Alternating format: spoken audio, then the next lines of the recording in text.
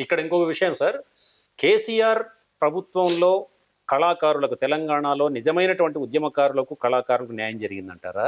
లేదా రేవంత్ రెడ్డి గారు బాధ్యతలు స్వీకరించిన తర్వాత సీఎంగా ఈయన పీరియడ్‌లో నిజమైన కళాకారులు గుర్తింపు లభించిందంటారా?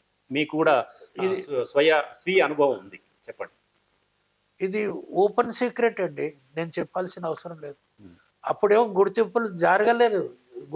జరగలేదు. హ్మ్. వాళ్ళని అణగదొక్కిండ్రు. హ్మ్. గుర్తించబడే విషయం వేరు. అదే.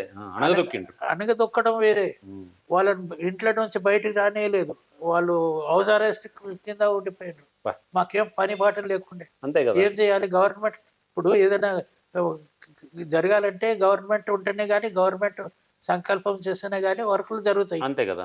ఆయన ఆయన ఇష్టమే లేనప్పుడు నేను హ్మ్. హ్మ్. 10 ఏళ్ళు అట్లా పోయినాయి. హ్మ్.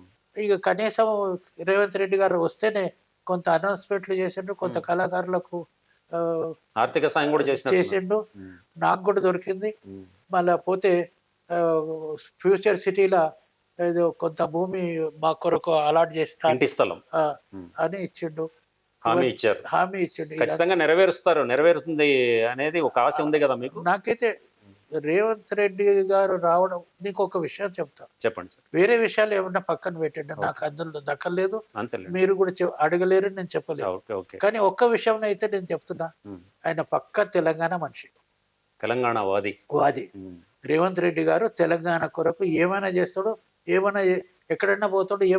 కానీ తెలంగాణ కొరకు ఆయన వాది. తెలంగాణ పక్కా తెలంగాణ వాది. మీకు ఆయన పక్కాగా చెప్పగలరు ఈ మాట. ఈ మాట చెప్తున్నా. హ్మ్. రెండో విషయం ఏందంటే హ్మ్. ఆయన ఒక శిలాఫలకం పెడతాడని నాకు నమ్మకం ఉంది.